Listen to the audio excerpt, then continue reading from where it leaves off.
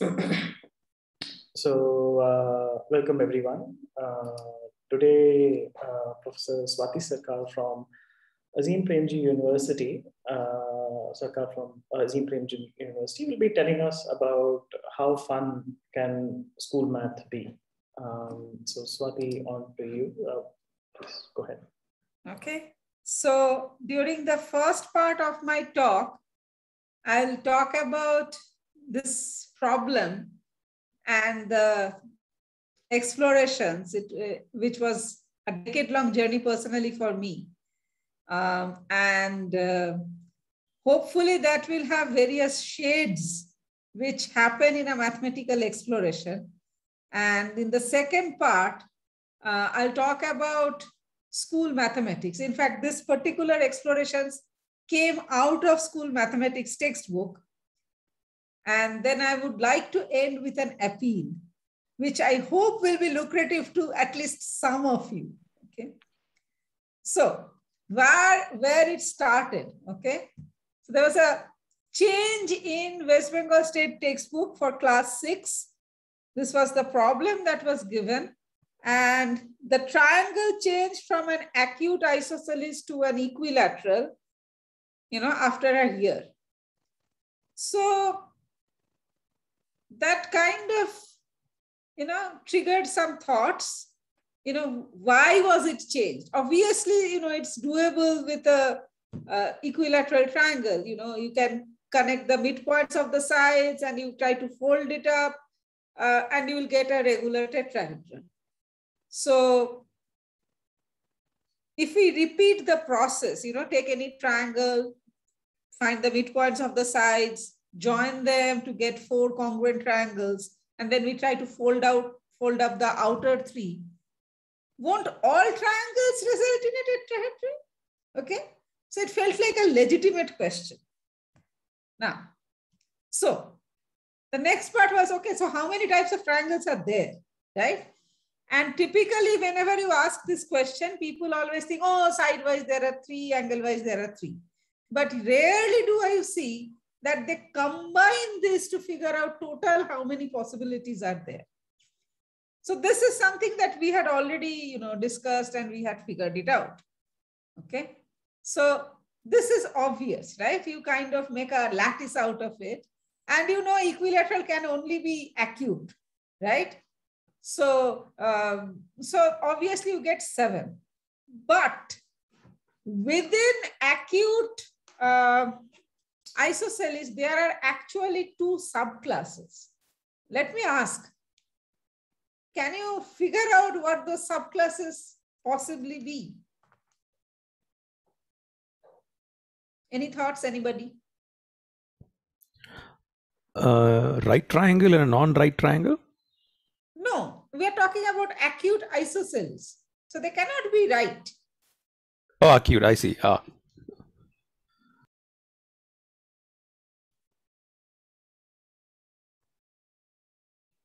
So by acute, we mean like all acute, or say 2 acute and 1 obtuse. Is it something like that? No, 1 obtuse and 2 acute will become an obtuse triangle.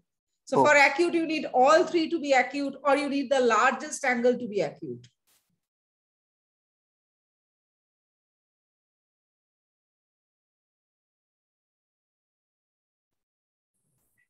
Above 60 and below 60. Okay, that doesn't mean which one above 60 and which one below 60, but you are close, so I'll just take it. Well, consider the angle between the equal sides, okay? So if it is below 60, then the equal sides are longer. And if it is above 60, between 60 and 90, then the equal sides are shorter, okay? And you get 2 different classes, and you notice that the equilateral is basically the borderline between the 2.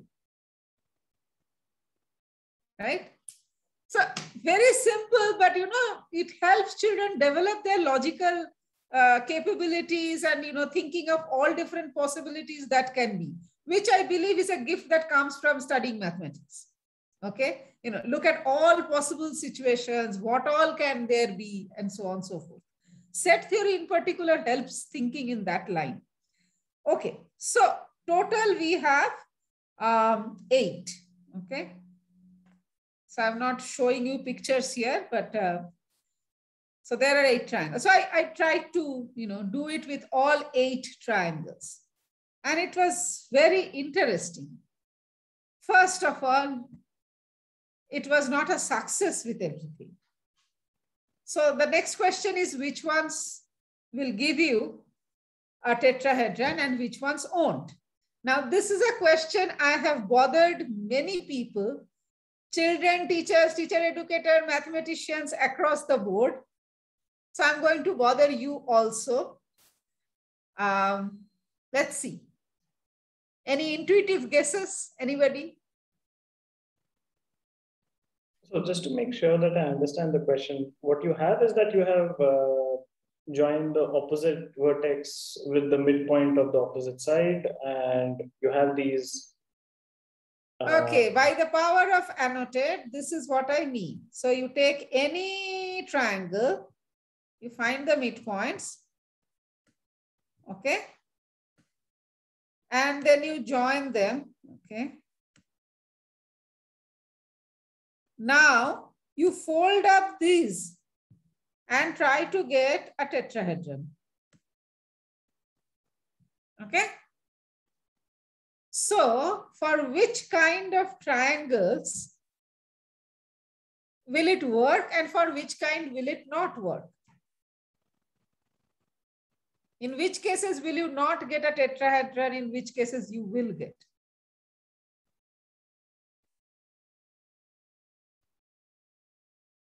So are you saying that even for isosceles triangle, this may not happen? I didn't say that. I'm asking you. Nishant, I'm actually surprised that it might happen. See, equilateral is very obvious. It will work because of the symmetry or, too much symmetry, regularity. It will give you a regular tetrahedron, right? Okay. So far, in more than 10 years of experience, only 2 people have managed to crack it without folding an actual triangle. One of them is a quite known physics professor, Rajaram Nityananda. Okay, he used to be in IISc, then he was in our university. The other one is one of my batchmates from Indian Statistical Institute, okay, Shukiran Maiti. And except for these 2, nobody else has been able to crack it without actually, doing it with their hands.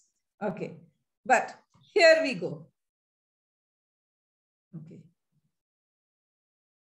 Will it fill for like obtuse? Yes. Sorry, I should have waited more. Yeah, I was just like little scared, like if I say something wrong. But yeah, in a obtuse, it's possible that when you are folding, the longest side, like it might just get too long, and one of them gets just too short to get covered up. Yeah. Something So like if I that. guess it correctly, is it Shubham? Yes. Okay, so you are the third person to, get it. So Thank you. congratulations. So interestingly, the acute ones do fold, whether they're scalene, even the scalene acute will fold. Okay. The right triangles are kind of in between. Okay. Everything works except you get a 2-dimensional, 2-layered thing, which is not a 3-dimensional tetrahedron. So it's an in-between case. And as Shubham correctly pointed out, obtuse triangles don't. And we will see why. Okay.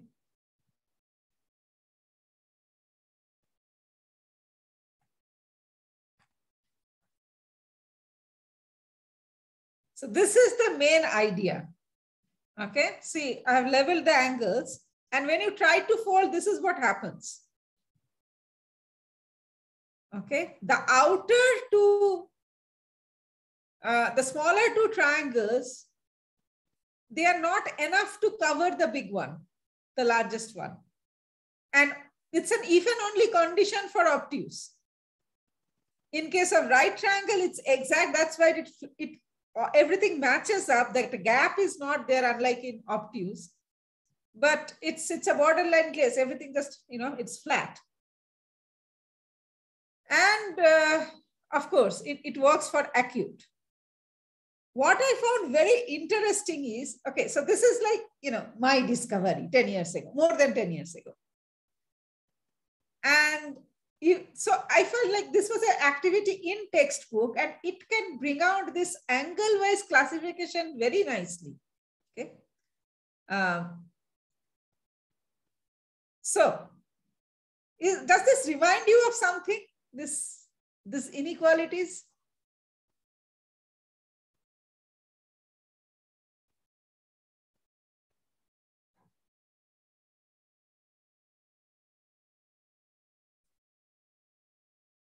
I mean, the inequality is also very related to triangles.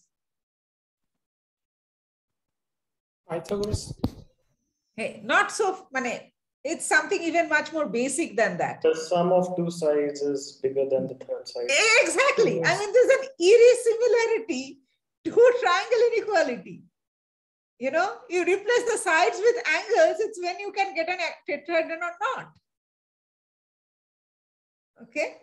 So we can call it the angle inequality for tetrahedron. Okay. So it was quite exciting. Okay. One, finding it, and then this eerie similarity. So then this part came thanks to a physics friend of mine, Prabuddha Chakraborty. He is in ISI Bangalore right now, Indian Statistical Institute, Bangalore. So many years later, when I was visiting them, and through this problem, he had this question that, you fold it up. So from that top, if you drop a perpendicular to the base, where does it land? Now, that's a pretty interesting question to explore. Okay. And the thing is, for equilateral, which folds to a regular tetrahedron, we know exactly where it will land. But what happens for other triangles? So in particular, when does the foot of that perpendicular is the center of the base, or is it ever the incenter, circumcenter, or the orthocenter? Okay. So these were all very legitimate questions to explore. Okay. Now, for isosceles, it seemed doable. Okay. Because you can think of the line of symmetry, and when you fold it, you can have a plane of symmetry which halves that folded tetrahedron. And you know that the foot of the perpendicular will be along that. So if you cut the tetrahedron along this, then you can imagine, and you can see where things are, you can explore. At least you know how to proceed. Okay, not bad. But this was like untouchable. No idea. I was utterly clueless. Okay. So first round was, coordinate geometry. When you have no other option, no other idea, you use coordinate geometry. So it was a lot of algebra, and, it's what makes people hate math. Okay. Ugh. However, it did give us that, it's only for the equilateral that it will land in any of that center, and not for anything else. Okay. But the more interesting thing was, sometimes this foot of the perpendicular will actually go outside the base triangle. Okay. Surprise, surprise. Didn't anticipate that. Okay. Fine. But since, I work in school mathematics, one of the things is how to bring it down to children, in particular, most children, because most of them will not be able to do this, heavy dose of algebra themselves. Okay. So round 2 was another brainwave. Why don't we, look at that half tetrahedron and open it up? Okay, so look at the net of that halved tetrahedron. So we create the net. So this was the whole triangle which got folded. So we halved it. And this triangle PQD is the plane along which it is cut. So that's the new face. And then you drop the perpendicular from Q2. So AQC come together at the top. And you drop the perpendicular from Q to PD. Okay. So R is the foot of the perpendicular. Well, I'm sorry to interrupt, but what is Q? I think I lost the construction a little bit. Yeah, so you have the tetrahedron. So earlier we were folding up ABC, right? Mm-hmm. Now, if you fold ADC, half of that in the same way, I see. you will have a empty face, right? So PQD is that face, the missing face. I see. Okay. All right. Thank you. AP is equal to PQ and DC is equal to DQ. Okay. Thank you very much. Yeah. Okay. So once we get this, then we could mark all the centers. Okay, they will all be along AD.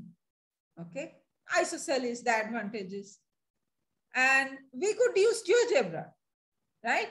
And we can just vary the angle A, and look at what is happening and etc. So overall, it gave us a lot of intuitive ways to understand what is exactly happening. Okay. Much better than that algebra crunching. Okay. Again, sorry to interrupt. GeoGebra is some package that's common, some visualization package. GeoGebra is a freeware, and it's basically, the name came from geometry and algebra. And if you have not tried it, I will strongly recommend you, look at it. You can do various graphs. You can plot graphs. You can do statistics. You can do calculus. They also have a 3D version. So if you haven't played with it, I will very strongly recommend you to do. Okay. And I believe they do have a phone app also. I haven't tried the phone app, but the computer version I have used. Okay. So this definitely provided a lot of clarity.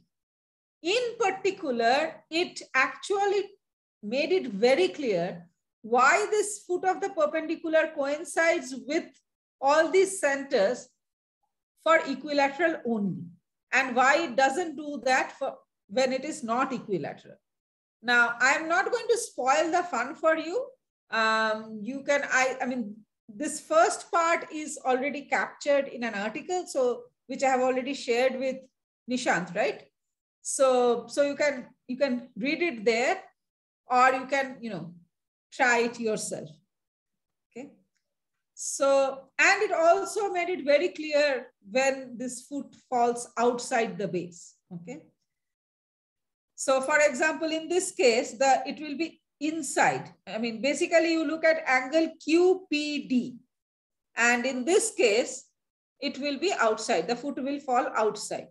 Okay, so it all depends on that angle.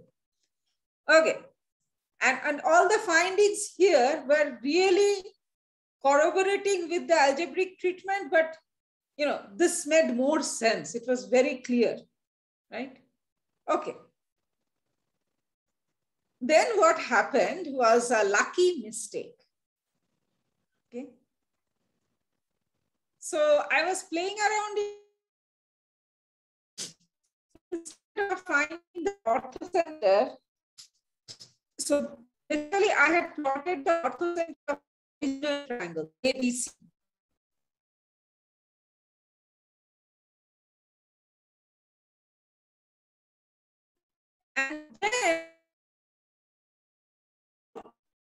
And this orthocenter, they are never apart. And I was varying the angle and etc. Sorry, do you hear me? Your voice was breaking up. So since the beginning of the slide, we didn't hear anything. Okay. So yeah, there was a bit of network glitch here. So the mistake was, instead of the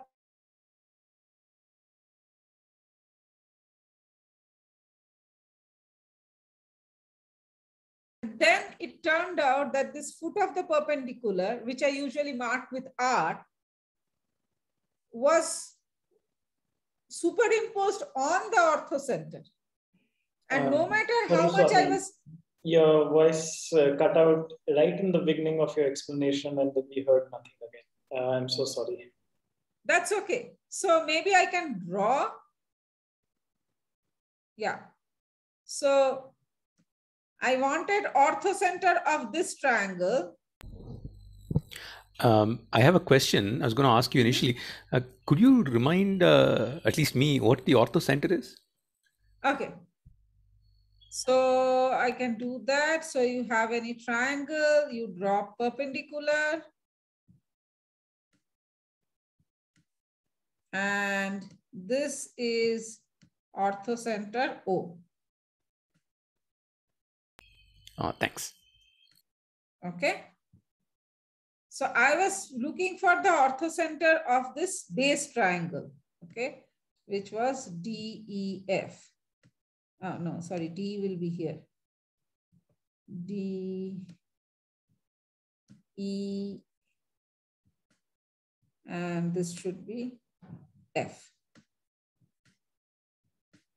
But by mistake, I got the orthocenter of this one. Okay, I got the orthocenter of this one. And it turned out that this orthocenter and the R that we had, which was the foot of the perpendicular, they were just superimposed here. And no matter how much I varied this angle A, they never moved apart. See, what was happening with all other points along this line, as I vary this angle, points will spread apart or will come together. Everything comes together for equilateral, and then they all spread apart or something happens. But these two remain together, you know, like hum dono ke jodi kabhi tutega nahi type ka. So that was intriguing. Okay, this is an empirical observation. I have no clue why it is happening, but it's very clear that they're inseparable. Okay. So. Sorry, I didn't actually understand. So the first point that you're looking at is where does the base, where does it hit the base, the perpendicular? And the second one is the orthocenter of the triangle inside or the entire triangle? Was supposed to be the inside, but I by mistake took the big one. I see. Orthocenter of the bigger. They always coincide. The orthocenter Yes. of the bigger triangle and the, I see. Yes. Okay. Okay. But then, you know, as mathematicians, we can't stop there. We have to asking how, why, etc., etc. And I was looking at the net, GeoGebra, it's on the screen, it's flat, 2D. Nothing worked, okay? So after a break of few hours, when, you know, things have decluttered from my brain, and suddenly, you know, realize that I need to think in 3D because these flaps are folding, okay? So you have to consider 3 dimension and what is happening there, things. So if you have something perpendicular to a plane, what happens and all those things. Now, luckily, when I was a school student myself, the additional math we had in our 10th standard, that included enough 3-dimensional geometry, which was not treated with respect to coordinates.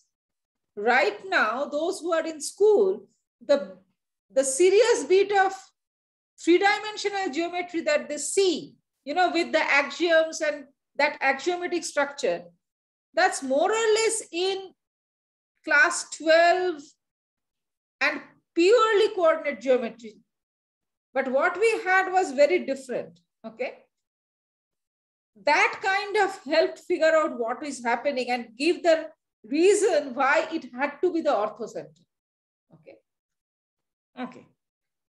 So then, that's when the smiley came, because now, there is reason why it holds. Okay. And the big aha was, see, so far scaling was almost undoable, very difficult, no clue how to deal with it. But now the logic which worked was applicable for even scaling triangles. So therefore, even for scaling triangles, we can figure out where that foot of the perpendicular is. And therefore, we can, so you have a tetrahedron, you know where it goes, so you can cut it along a plane like that. Okay. So then with, you can make nets and you can play with it. So it gave a way forward. Okay. So we did that again on GeoGebra. We absolutely made the paper models and tried to look at it, but unfortunately, we relocated to our own campus and we haven't completely unpacked yet. So I don't know where the paper models are, but I will show you the pictures. Okay. So this is how the two parts look. So you can see that APD and PD, this is the common portion in both. And if you kind of bring them together, you will get the whole ABC. Okay. And unlike the isosceles case, here, when you chop the tetrahedron, the two pieces are not going to be equal. One will be bigger, one will be smaller. Okay. So these were all done, doable. Now we can do it. Okay. Not just virtually, but we can actually make the models and fold it up and see that the two mix and all of that. Okay. The last part was, now even for a scaling, so let's say you have a scaling triangle. So I'm going to annotate a little bit here. Let's say you fix the base of the scaling triangle and you want to put the third vertex somewhere here. Okay. And you want to see how to vary this third vertex so that this foot of the perpendicular, okay. So that means the orthocenter. So obviously it will have a line here, which is the midpoint. Oops. So you want to make sure that the orthocenter come the foot of perpendicular is along this line. Okay. So you basically try to vary A and see what happens.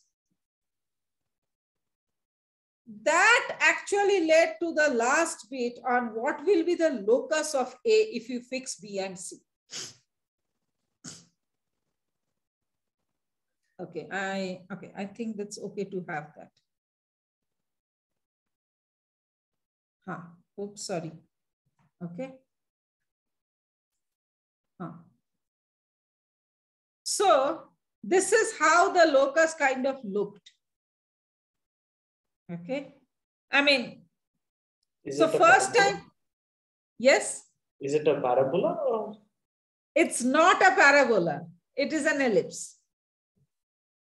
So first time when I was doing it, I was moving the point A on blank screen. So clearly it was not a straight line. The next thought was it a circle? Turned out to be no. Okay. Then it seemed like an ellipse. Okay. And see, the other reason it is more possible to be ellipse is because, see, if you put A on the negative side, negative half plane, so to speak, with y less than 0, it will be very symmetric. A parabola won't be symmetric in this case, but an ellipse would be. So that's why somehow I didn't get to parabola Okay, ellipse was my next choice. A quick question. So Yes. the vertex A is being moved along horizontal, is it?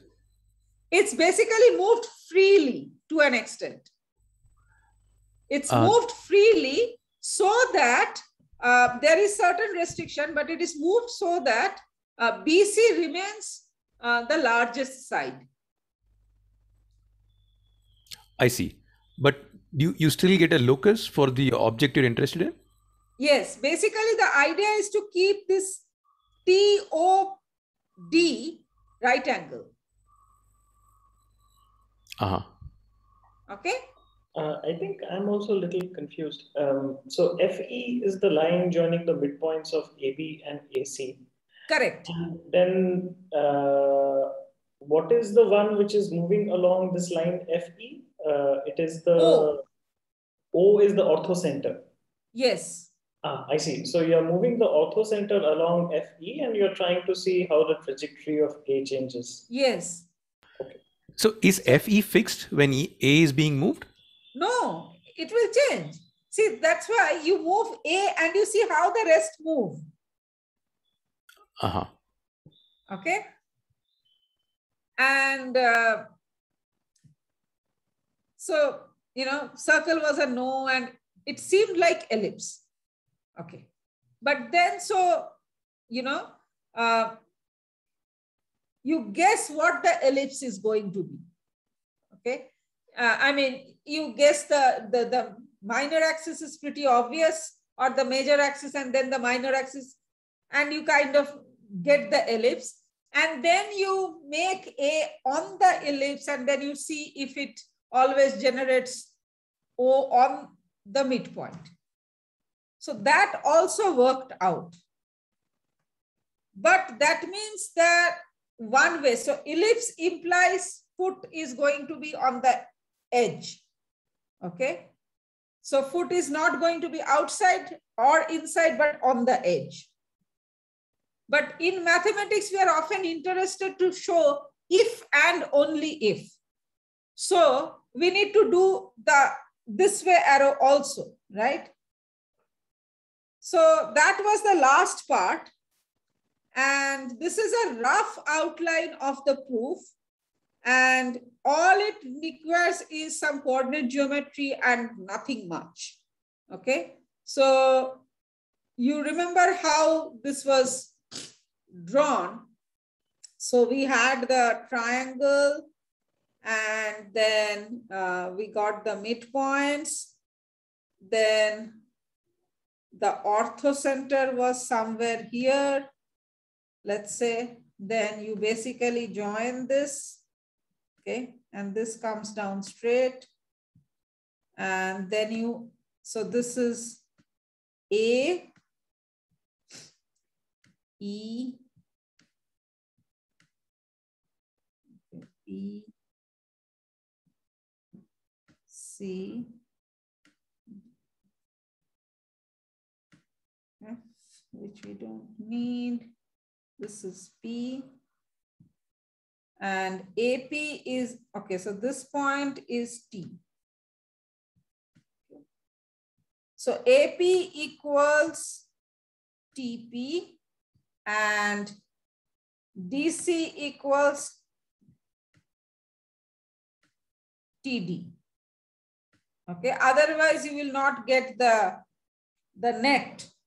And then you want to drop this perpendicular and you basically, okay, in this case, let me erase this.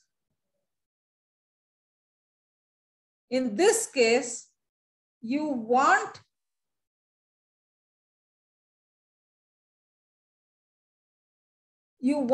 this angle to be right angle. Okay, so this is kind of what you have.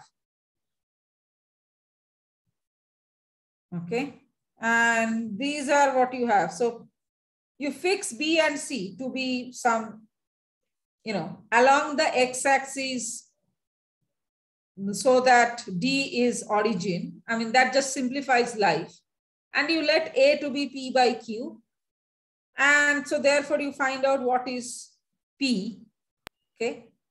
And then you want to find out the rest. Okay. I'm sorry to interrupt again. I'm still having difficulty understanding how A is moving. You vary A in the sense you vary A to be anywhere here.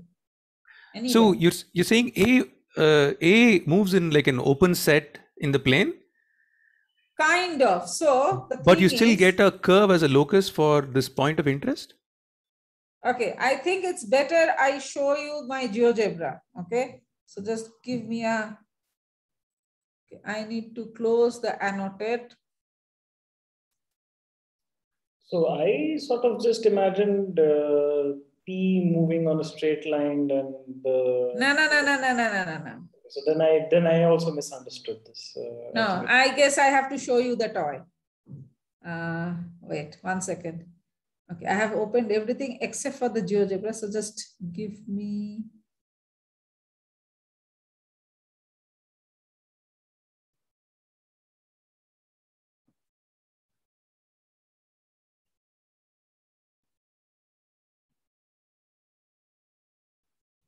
Okay, I'll show you the GeoGebra.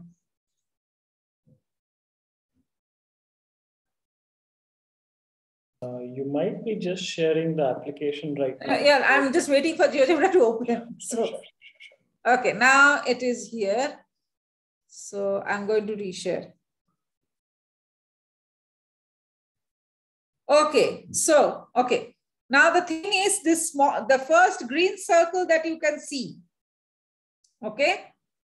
That, so you need to have A outside that, because if it is on the green circle, you get a right triangle. If it is inside, you get a obtuse triangle. So A has to be outside this green semicircle.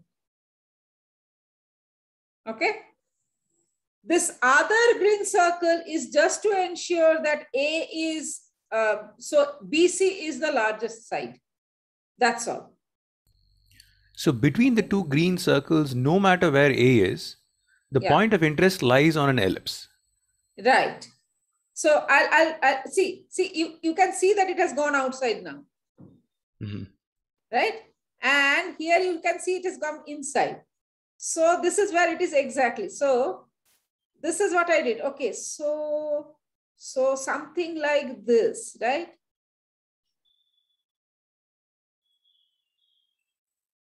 So that's how you kind of guess what it is. So you can kind of figure out where it will be. This is the isosceles case.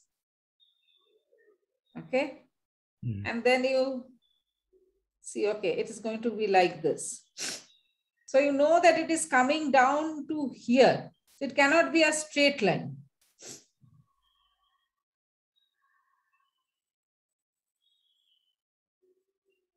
So what kind of it will be? Okay, so you kind of guess that it's a curve, but what kind of a curve will it be? Oh, okay. I think now I understand this. You're saying what is the curve on which A has to move so that these 2 points are superimposed? Yes. Ah, okay. Great. Thank you so much. Got it? Okay. And you also get a glimpse of GeoGebra. This package seems really neat. Yes. So you have, you know. Cool. So you just plug in the equations and then it does it on its own. And yes. You can now Yes. the coordinates. Yes. I mean, it's one of the friends of adult life. Okay. And I am sure being math people, you will also fall in love. Okay. Okay. So let me just now reshare.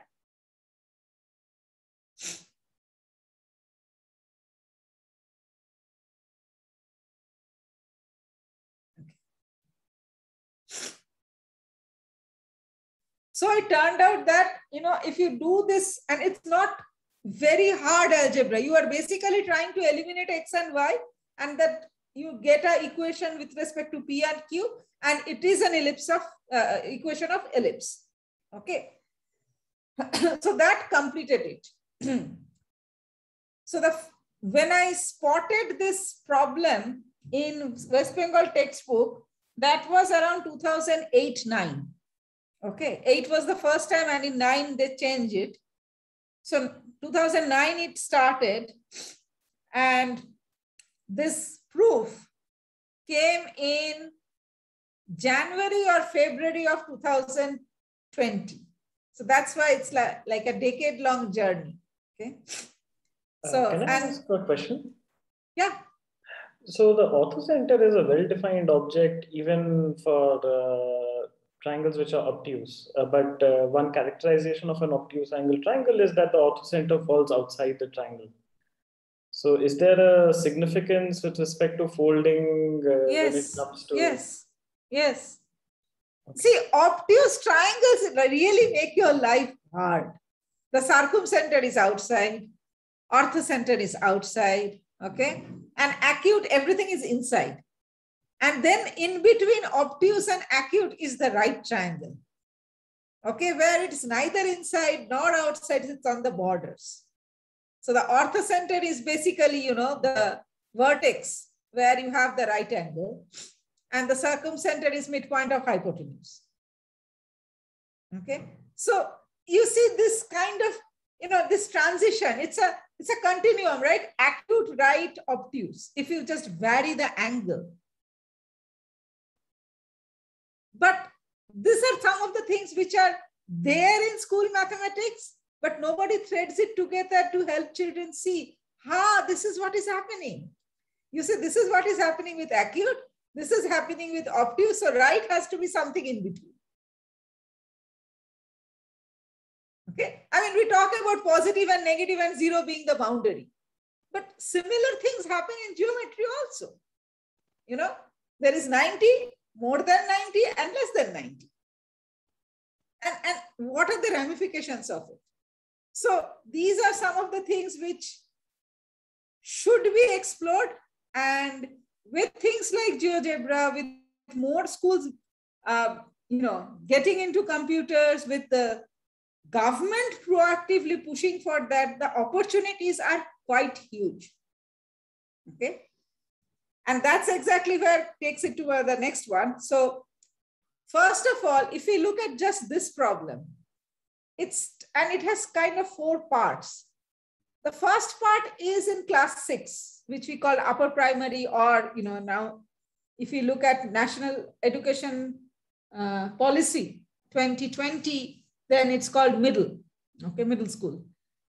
The foot of the perpendicular from the 4th vertex, that part, exploring that basically takes us to the secondary level, because all this circumcenter, etc., they don't come there, okay?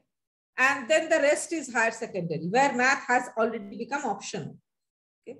So this whole thing, it's a simple thing, and where it can lead to, this itself is quite fascinating, okay?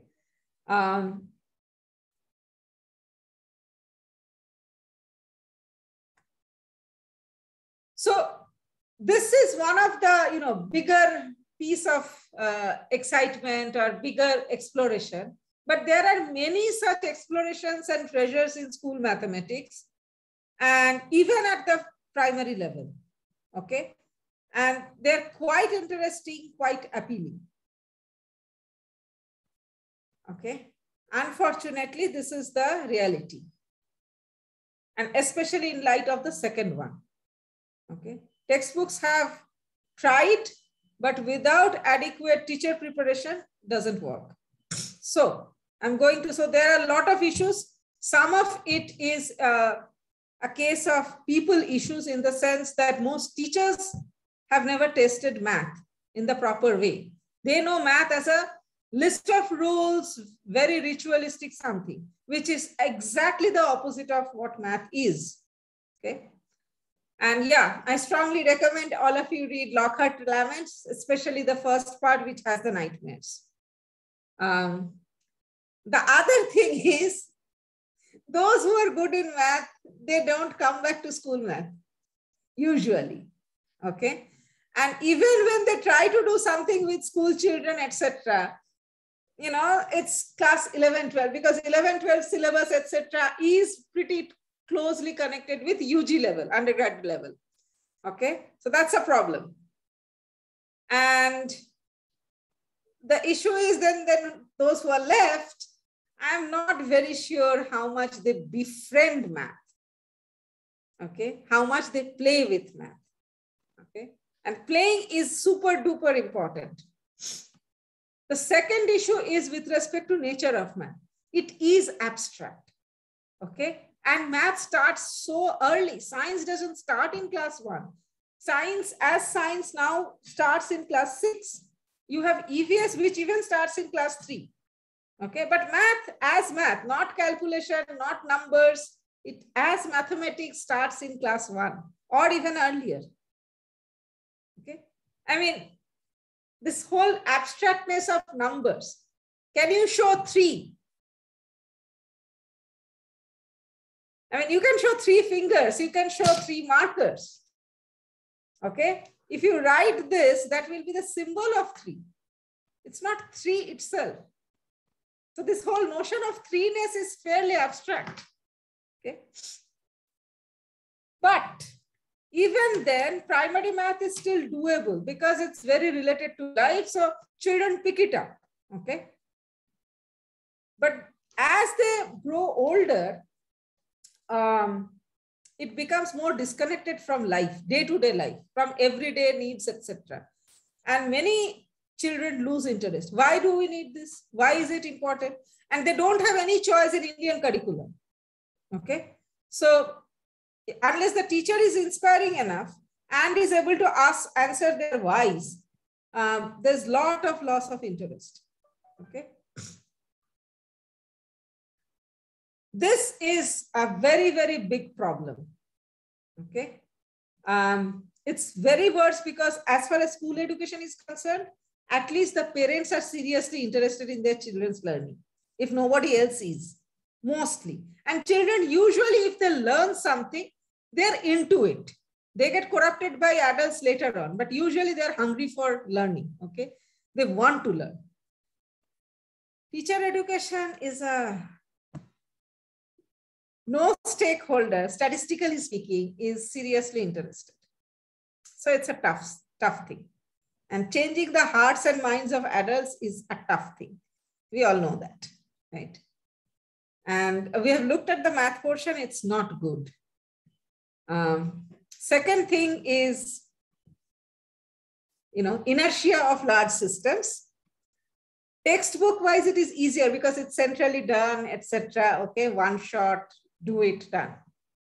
Now imagine orienting the teachers of an entire state. That's a whole different ballgame. Just the numbers, how do you do it? One shot, no, not possible, right? So they have the cascade model. They have the key resource person who do the district resource person, then goes to the block. I mean, there's a huge amount of loss in transmission. So, and we have already seen these things happen nationwide. Can I ask? Okay, sad stories. Now what can you do? Create resources in particular for children. Okay. Especially with the pandemic, children are looking at the net more and more. So you can make your resources available there. Parents are hunting, children are looking. They will be interesting, especially games and various kinds of explorations.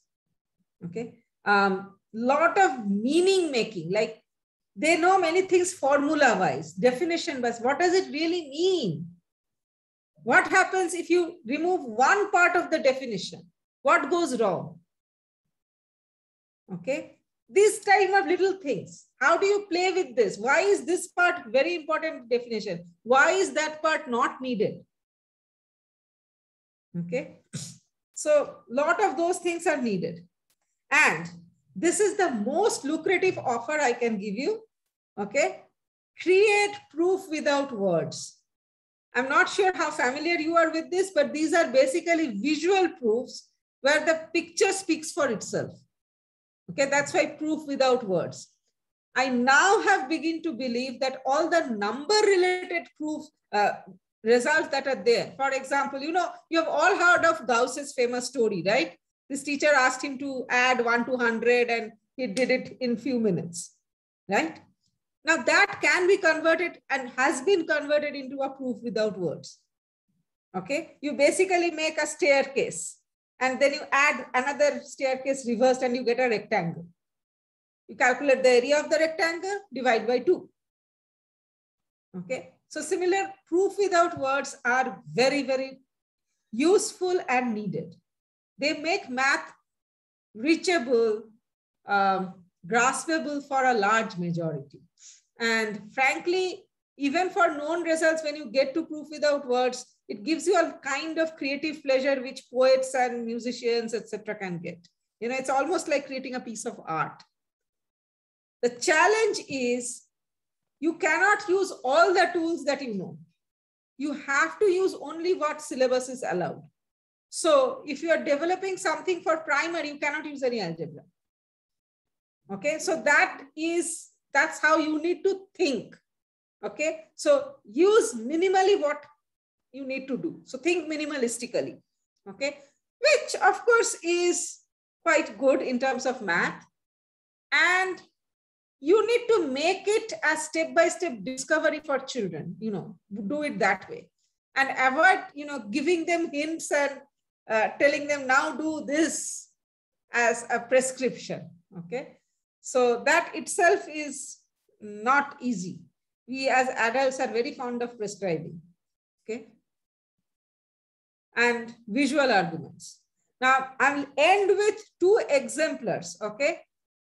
The first one is a YouTube channel, and you might find it very useful. It has a lot of topics, videos on these topics, and mostly of undergraduate level, etc. Excellent visual with mathematical explanations. So if you haven't, please check out this YouTube channel.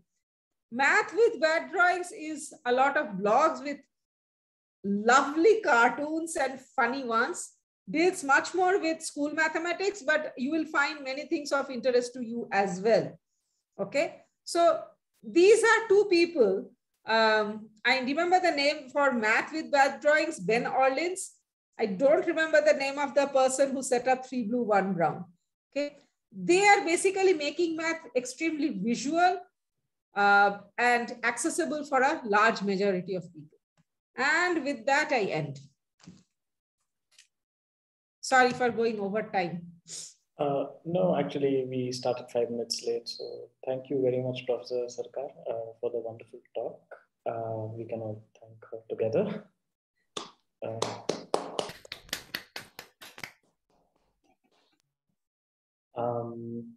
So are there any questions from the audience?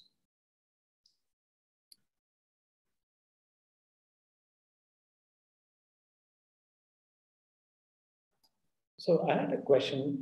You mentioned something about teacher training and somehow I got a bit confused. Are you saying that the material which is available to teachers is not great, but the school textbooks are good? But so what happened is in 2005, with the National Curricular Framework, which is a very well-respected document, okay? After that, the textbooks that were brought out by NCERT are pretty good, okay? Not flawless, because it's very difficult for a textbook to be flawless, but they are paradigm shift from the existing textbooks, okay? So all the textbooks came out between 2006, 7, and 8, okay? Many states got inspired and changed their textbooks also. Some with great success, some with not so much. However, and see, the last textbook came in 2008, right? So it has been more than 10 years, right? However, so it has been 10 years since the textbooks have changed? Yes, more than 10 years. I see. 2008 is when the last bunch came out. Okay. See, they couldn't bring out all of class 1 to 12 in one go. So they did 1, 3, 6, 9, 11 in 2006, then 2, 4, 7, 10, 12 in 2007, and 5 and 8, class 5 and class 8 in 2008. That was it, right? 3 years, they got it done. And so there, especially the primary math textbooks are very, very different. Even the upper primary and secondary, etc., are much better, okay? But teachers were not oriented towards that. even now what happens is many states adopt NCERT textbook as their own textbook. But whenever that change happens, the teachers are never oriented. So they are clueless on, what is happening, how to negotiate this textbook, and they completely miss the point. And the other thing is NCERT did it for, mainly CBSE, DAV, those. They didn't think that, states are going to adopt it, or not adopt, just take it. So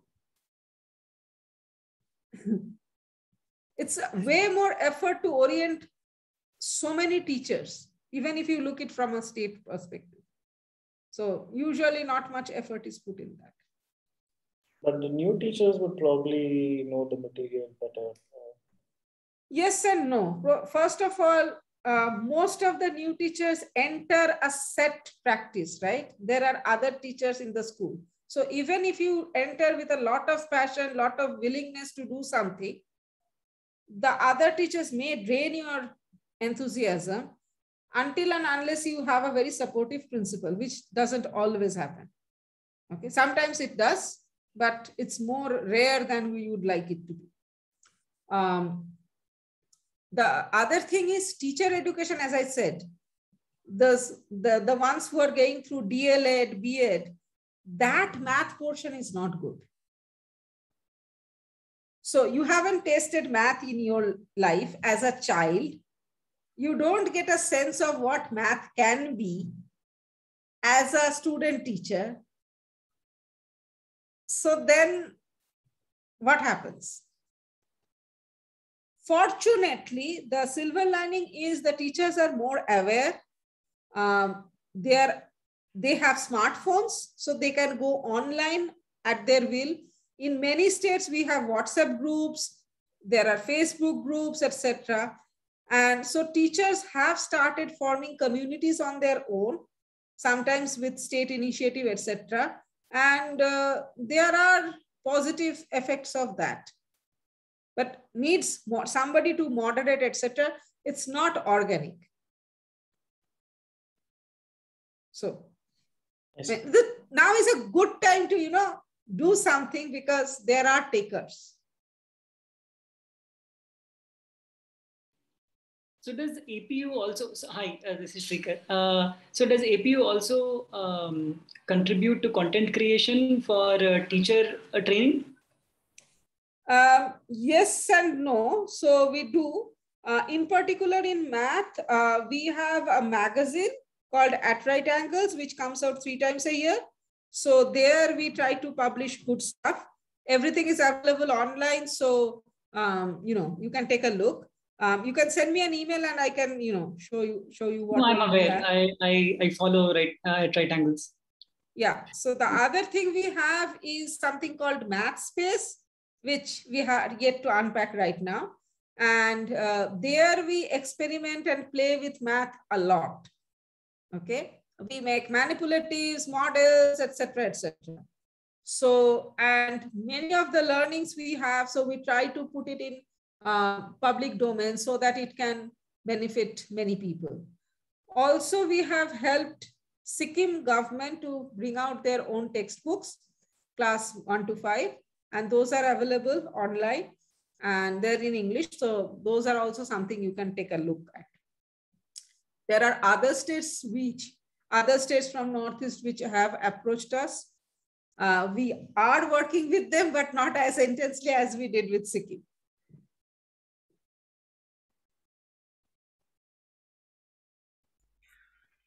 I had a couple of comments really. So this last point that you made about creating exciting content and stuff that will make it appealing for children and so on. I find even that suggestion very daunting. Like I can imagine being with a bunch of kids and sort of organically something coming up, right? Where either I goof up or they goof up, but you're aware enough to sort of spot it and explore it, right? That I can see happening. But sitting without that context, it seems almost impossible to do any of that, right? So at least for me, I think I'm sure some of my colleagues are more creative than I am, and it probably works for some people and not others. But the last point that you made, right, with Nishant about teacher training, that seems like a good place of intervention where there's a lot of bang for the buck, so to speak, right? Because if you're in a classroom of 20 potential teachers, and if you are able to emulate this exploration or excitement in whatever form or shape, then that's going to translate to a large number of kids being impacted, right? Yes. Yes. So I wonder if there are actually like as you're talking about how you play supportive roles in creating content for textbooks and so on. Is there some framework in which there could be targeted interventions or interaction with this teaching community? Okay, so two things. First of all, I completely agree with you that, organically things can evolve with children. And that's one of the reasons why I try to be with children as much as opportunities can, present themselves, because a lot of things come out through that. The second is, if the teachers are already hungry, there you will have much greater success. So if you can get hold of a school where the principal, etc., has already created that kind of an environment, then that's an awesome place. However, if that is not the case, then you need to work with teachers for at least, I would say, 2 years on a regular basis. Regular meaning maybe meeting them once a month or once every 2 months, etc. Because it takes them time to get infected with seeing math in a dim way, trying out that new way in class, and get comfortable with it. It's doable. It's definitely possible. Your enthusiasm for math is going to infect them, absolutely, but it cannot be done in one shot. So this point about the principals coming to the picture is that I'm guessing most teachers are already overworked and overstretched. No, the thing is, there is a saying that, there is few are teacher by choice and most are teacher by chance. So those who are teacher by choice, they want to see improvement in their students. They want to play with the subject, want to make it more interesting, exciting, etc. But most, you have to grow that interest in them.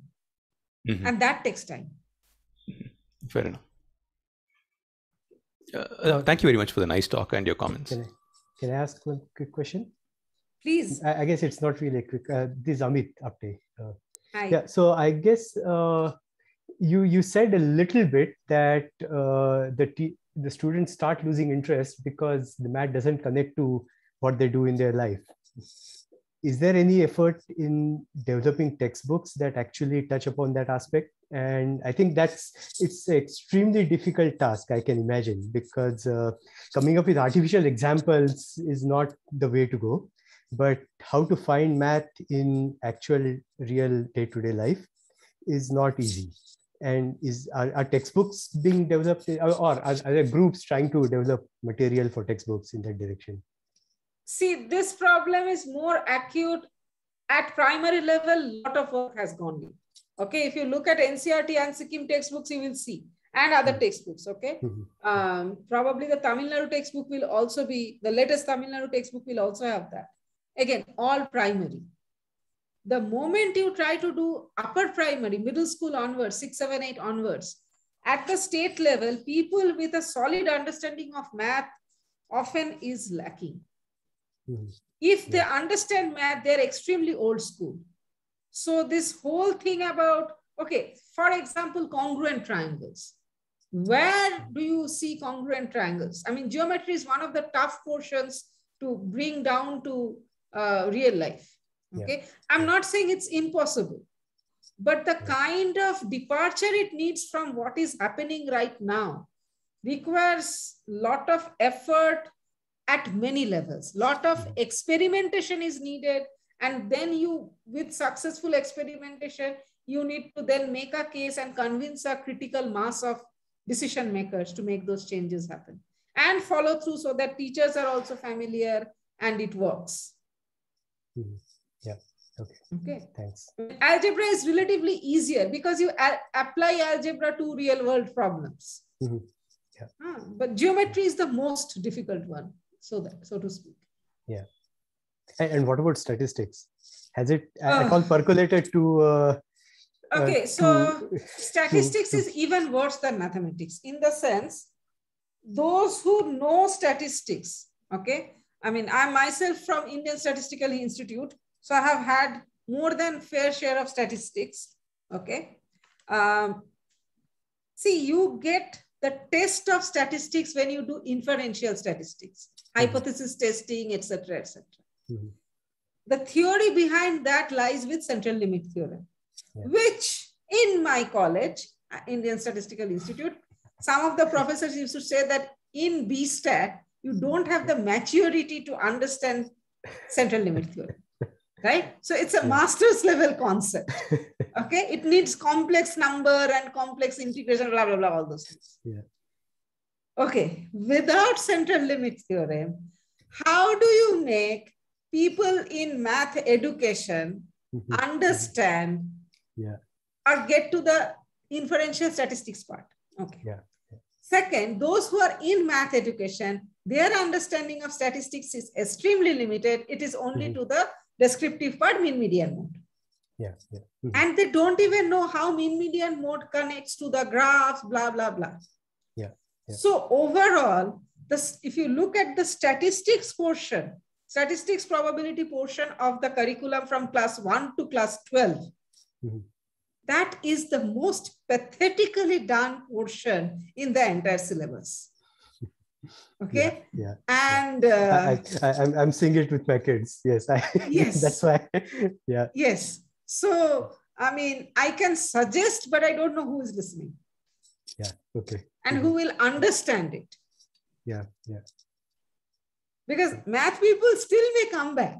Statistics people have too many lucrative opportunities in life to come back to school math.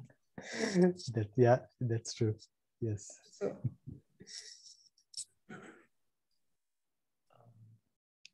can I ask another question? Sure. Has there been any attention given to education for students with, for children with special needs? It's a very tough field because special needs is a whole spectrum of possibilities. How does one go about designing education for them? And is this something you have some ideas about? First of all, I'm very thankful you asked this question. Okay, so first I'm going to make a comment.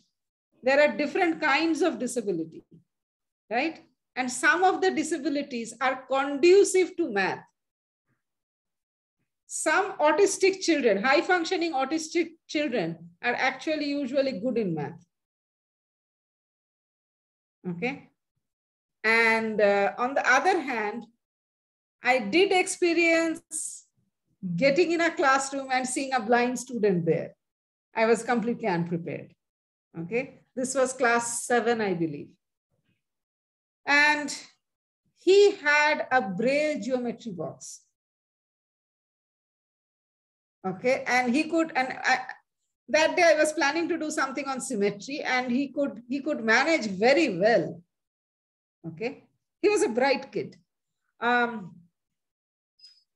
We also know of one mother who helped her child. I believe she is also blind, to cope with math and build on her strengths. Right now, that child has grown into a lady who is working in bank. So enough amount of math in her life. And we just started talking to this mother to kind of document what she did with her daughter, and so that, you know, we can make those resources and ideas available to many people. Okay. Excuse me. But as you correctly pointed out, there is a lot that needs to be done. And frankly, I don't know how much is done at a systematic level for math. I don't know. My guess is the main issues will probably be with sight disability related. Deafness, I don't know if that is going to make too much of a difference for math in particular. Or, I mean, dyscalculia is another thing, and I haven't had so much experience with it. Dyslexia and doesn't necessarily impact math. It does to an extent, but it's not a straightforward correlation.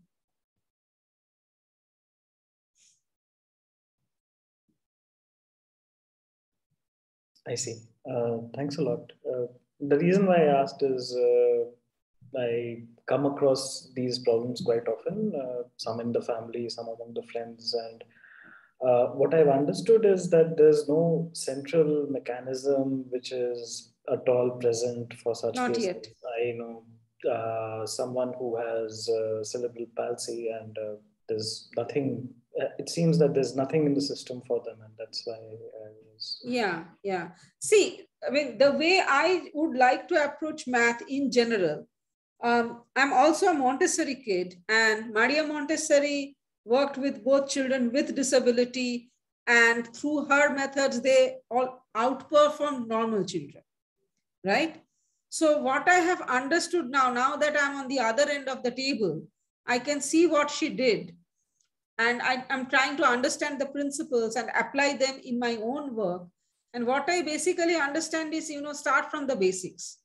For example, when you're introducing something, give the broadest possible experience, okay? So that misconceptions don't form.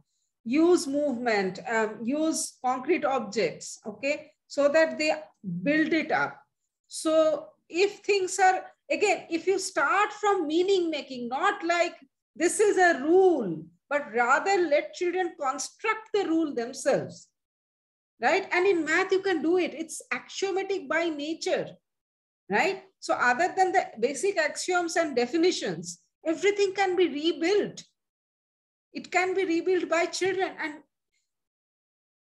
when you do that, and imagine the empowerment that children feel, that I learned it myself, I discovered this myself, right? And I think all of us have those aha moments as children, and that's why we got very, into math.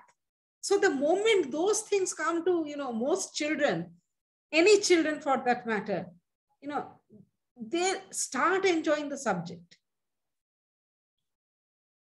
And when you start liking something, it becomes a much smoother path, much smoother path. Thanks a lot. I think we have already taken a lot of your time. We are already 15 minutes beyond the stipulated period. But are there other questions? This seems to be a very interesting. Sorry, this is Amit again. So one more quick question. Yeah. Up to what grade do you think math should be compulsory? I find up to 10th being a bit of a overkill, but I would like to hear your view and why. I am not at all an expert in this, but so my main contentions is not up to which grade, but what amount of mathematics, which content. Sure, yes. I mean, for example, if you look at pandemic, okay, without a sense of probability and without a sense of exponential function or exponential growth, there's no way you can make sense of pandemic data. Yes. Right? But right now, there is very little scope of both up to class 10. Mm-hmm. Yeah. Okay. So see, the thing is, as I said, like changes in these things are difficult. Mm-hmm. Okay. So until and unless those things change, this question is not suitable. Also, more than till what standard math should be compulsory is a question of what should be there. Mm-hmm. If the relevance is there, see, why do we want to teach children math?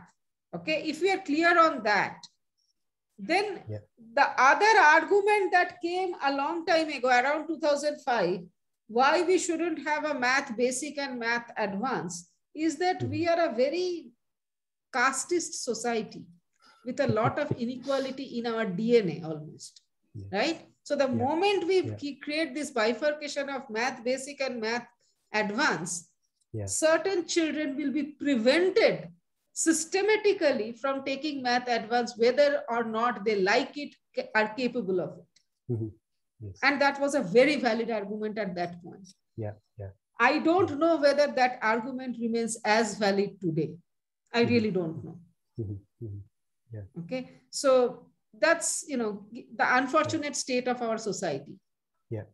Again, pandemic has clearly, categorically shown us how cruel, you know, the inequalities can be. Yeah. So. Thanks.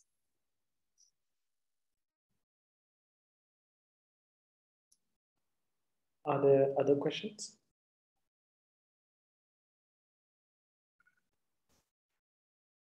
All right, so thank you very much. I'll stop recording.